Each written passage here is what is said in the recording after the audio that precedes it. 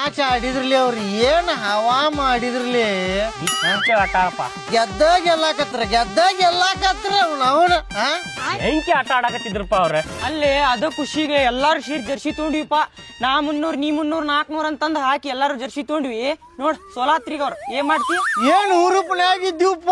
ಏ ನಾ ಜರ್ಸಿ ನೀ ಜರ್ಸಿ ನಾನು 600 ನೀ 300 400 ಅಂತೇಳಿ ಬರ್ತಾ ಮರ್ಯಾದಿದ್ದೀವಿ ಅಂತ ಕೆಲಸ ಮಾಡಕತ್ರ ಈಗ ಜರ್ಸಿ ಹಾಕೊಂಡು ಹೋಗಕ್ ಮರ್ಯಾದೆ ಇಲ್ಲದಂಗ ಆಗ್ಬಿಡ್ತೀವಿ ಇಲ್ಲಿ.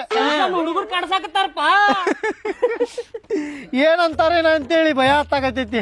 ಹಂಗ ಸೋಲಾಕತ್ರ ಹುಚ್ಚಡಿಸಿ ಮಕ್ಕಳು ಹೋದೊಂದು ದೋಸ್ತ RCB ಫ್ಯಾನ್ ಬರಕತ್ತಾನ್ಲೇ. ಬರಾತಂತೇಳಿ ಅವ್ ಕಾಡ್ಸುತ್ತೇಳಿ ಕಾಡ್ಸು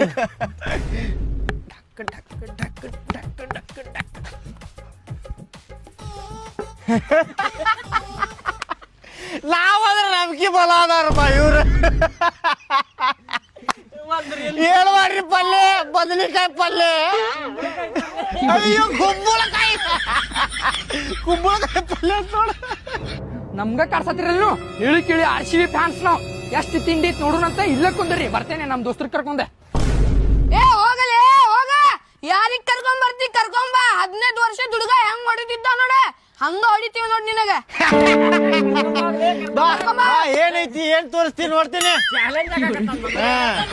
ಇಲ್ಲೇ ಕುಂತಿರ್ತೇಲಿ.